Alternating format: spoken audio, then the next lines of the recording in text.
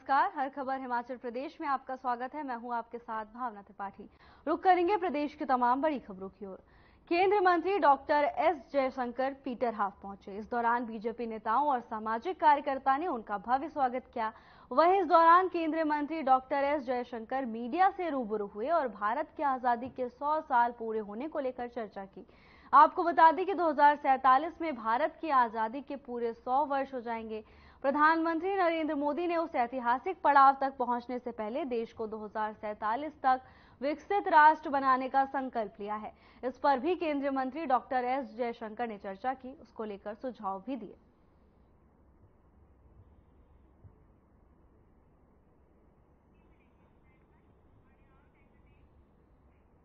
Bharatiya Janata party के प्रदेश अध्यक्ष doctor Rajiv Bindal ने कांग्रेस पार्टी पर तीखा हमला बोला है। उन्होंने कहा कि 2022 के विधानसभा चुनाव में कांग्रेस के बड़े नेता हिमाचल प्रदेश आए और अनेक प्रकार की गारंटियां देकर जनता को भ्रमित किया। अब 1.5 साल बाद मुख्यमंत्री सुखविंदर सिंह सुक्खू ये कह रहे हैं कि खजाना खाली है। हर चुनाव में कांग्रेस कौड़ी के भाव गारंटी देती है, बाद में खजाना खाली होने का रोना रोती है। अब दोबारा कांग्रेस के नेता फिर से नई नई गारंटियां देने आ गए हैं। पहले 1500 रुपए की गारंटी थी, अब 1 लाख रुपए की गारंटी देने की बात कर रहे हैं। डॉक्टर बिंदल ने कहा कि कांग्रेस पार्टी एक झूठी सरकार है। 2022 के चुनाव में कांग्रेस के बड़े बड़े नेता हिमाचल प्रदेश की धरती पर आए। इस पवित्र धरती के ऊपर तरह तरह की गारंटियां थैला भर भर के बांटी उन्होंने। 1.5 साल हो गया, मुख्यमंत्री जी बोलते मेरा खजाना खाली है, और वो दोबारा आ गए और फिर लगे गारंटियां देने। पहले 1500 की थी, अब 1 लाख की गारंटी हो गई और टकाटक हो गई। ये झूठों की सरकार। 28,000 करोड़ का कर्ज ले लिया, सड़कें टूटी हैं, सारे काम बंद हैं, तालाबंदी की सरकार। विश्वविद्यालय, स्कूल, कॉलेज, अस्पताल सब बंद। डॉक्टरों का एनपीए बंद, डॉक्टरों की भर्ती बंद, नौकरी देने वाला संस्थान बंद, बिजली की जो सब्सिडी दे रहे थे वो बंद, 125 यूनिट फ्री दे रहे थे वो बंद। ये तालाबंदी की सरकार, हिमाचल प्रदेश की जनता इससे त्रस्त हो चुकी है। महिला कांग्रेस की राष्ट्रीय अध्यक्ष अलका लांबा ने मंडी में प्रेस वार्ता के माध्यम से बीजेपी प्रत्याशी कंगना रनौत पर तंज कसते हुए कहा कि ये कोई 3 घंटे की मूवी नहीं, जो फ्लॉप भी हो गई तो कोई बात नहीं। ये लोकसभा का चुनाव है, जहां विकास के लिए प्रतिनिधि को पूरे 5 सालों के लिए चुना जाता है। अलका लांबा ने कहा कि मंडी की जनता कोई ऐसा प्रतिनिधि नहीं चाहती जो किसी के हाथ की कठपुतली बना रहे और यहाँ के विकास की कोई बात ना करे। प्रत्याशी के पास रोड मैप भी होना चाहिए, जो कि कंगना के पास नहीं है। इस दौरान अलका ने उन बीजेपी नेताओं की तस्वीरों वाला एक पोस्टर भी जारी किया जिनके मामले चल रहे हैं। अलका ने इन नेताओं को मोदी का परिवार बताया। उन्होंने कहा कि अगर कंगना महिलाओं के साथ अन्याय करने वाले ऐसे लोगों के खिलाफ अपनी आवाज नहीं उठाएंगी तो उनकी जमानत भी जब्त हो जाएगी। उदाहरण दे दिए, कहां लोकतंत्र बचाना है, कहां लोकतंत्र की आवाजों को बचाना है। आज हम संविधान की बात करते हैं, संविधान खतरे में। कैसे? संविधान ऐसे खतरे में है कि बाबा साहब अम्बेडकर का संविधान महिला पुरुष जाति धर्मों में किसी तरह का कोई भेदभाव नहीं करता। आर्थिक विषमता बिल्कुल नहीं हो, ये बात कहता कि अमीर अमीर हो रहा है, गरीब गरीब हो रहा है। संसद में सवाल का जवाब मिला कि पूंजीपति मित्रों का कितना कर्ज माफ हुआ 10 साल में। जवाब मिलता है 16 लाख करोड़। 16 लाख करोड़ पूंजीपति मित्रों का माफ हुआ है। क्यों? वही इलेक्टोरल बॉन्ड जिसमें यही पूंजीपति मित्र चंदा देके धंधा ले रहे थे। जिन्होंने चंदा नहीं दिया उनके धंधे बंद कर दिए गए, उद्योग बंद कर दिए गए, और आज बेरोजगारी बढ़ने का वही कारण है। भाजपा ने एड़ी चोटी का जोर लगाया। आगामी लोकसभा चुनावों को लेकर निर्वाचन विभाग पूरी तैयारियों में जुटा है। जिला सोलन में कुल 592 मतदान केंद्र स्थापित किए गए हैं, जिसमें से 314 मतदान केंद्रों पर वेबकास्टिंग की सुविधा होगी और कंट्रोल रूम से सीधी नजर इन मतदान केंद्रों पर हर गतिविधि से रखी जाएगी। इसके लिए आज सोलन में पूर्वाभ्यास का आयोजन किया गया ताकि मतदान के दिन इसमें कोई व्यवधान ना पड़े। हमारे संवाददाता से बात करते हुए सोलन उपायुक्त मनमोहन शर्मा ने बताया कि जिला सोलन में कुल 592 मतदान केंद्र स्थापित किए गए हैं। सभी केंद्रों पर तीसरी आंख से नजर रखी जाएगी।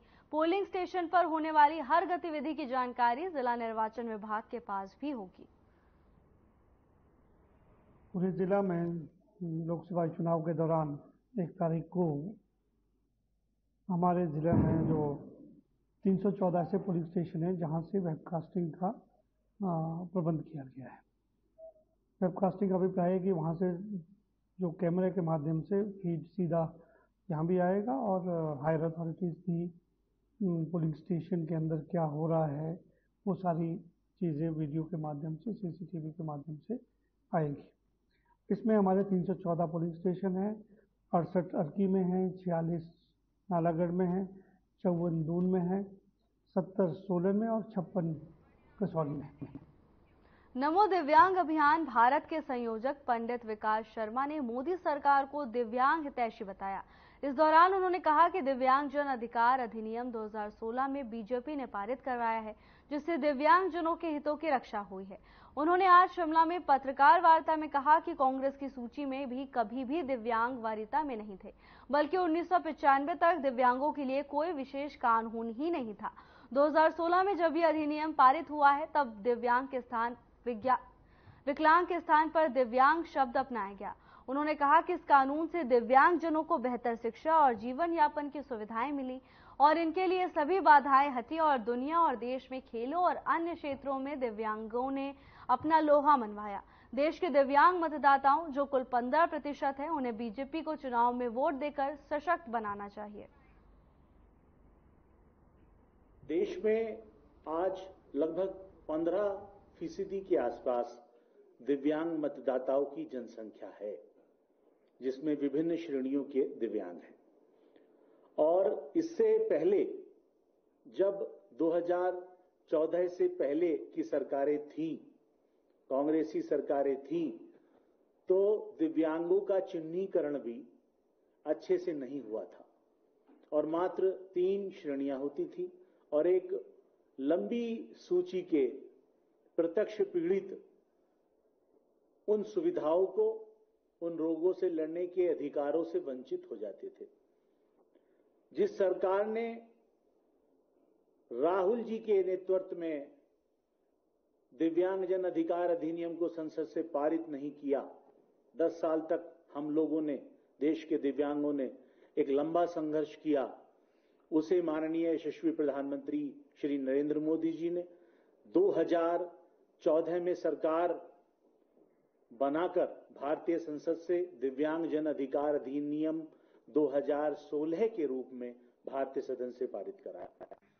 बीते दिनों शिमला के बस स्टैंड में एक महिला की बस की चपेट में आने से मृत्यु हो गई थी, जिसके बाद एचआरटीसी प्रबंधन ने बस स्टैंड में कई वर्षों से रेहड़ी फड़ी का काम कर रहे तह बाजारियों पर पाबंदी लगा दी है, जिसके खिलाफ आज तह बाजारियों ने C2 के बैनर तले एचआरटीसी प्रबंधन के खिलाफ एमडी कार्यालय के बाहर जोरदार प्रदर्शन किया और तह बाजारियों को उजाड़ने के बजाय बसाने की मांग की है। सरकार ने मई के महीने में कानून बनाया जिसको स्ट्रीट वेंडर्स एक्ट बोला गया।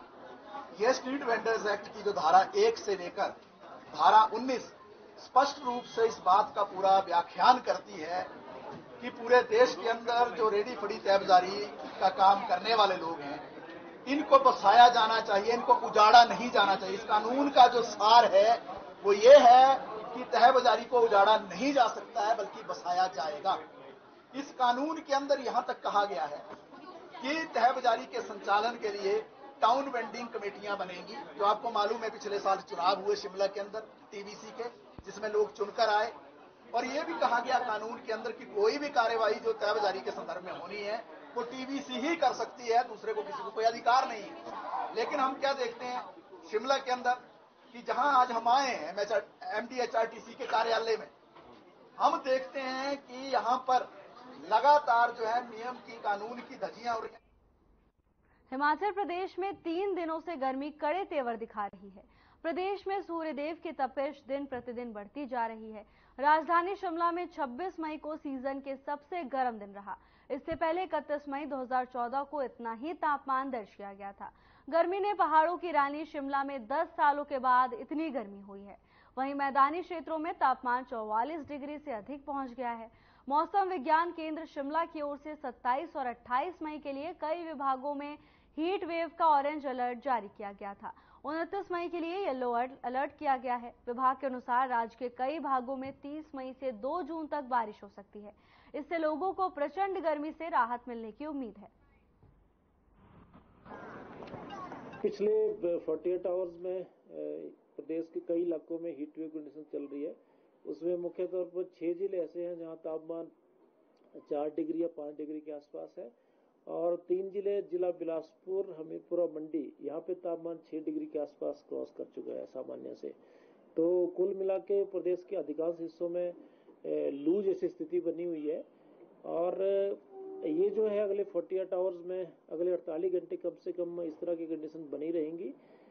कई एरियाज में, कई जिलों में हीट वेव की जो कंडीशंस प्रिवेल करेगी, और कुछ जिलों में जो है सीवियर हीट वेव, जैसे हमने ऑरेंज अलर्ट रखा हुआ है, उसमें बिलासपुर, हमीरपुर और मंडी मुख्य तौर पर यहाँ पे सीवियर हीट वेव की चांसेस भी हैं। जहाँ तक रिकॉर्ड ब्रेकिंग की बात है, उसमें शिमला जिला ऐसा है जहाँ पिछले कई सालों के, जैसे ये जो टेम्परेचर पिछले कल रिकॉर्ड किया गया 30.6, इससे पहले 2014 में भी 31 मई 2014 को भी इतना टेम्परेचर रिकॉर्ड किया गया।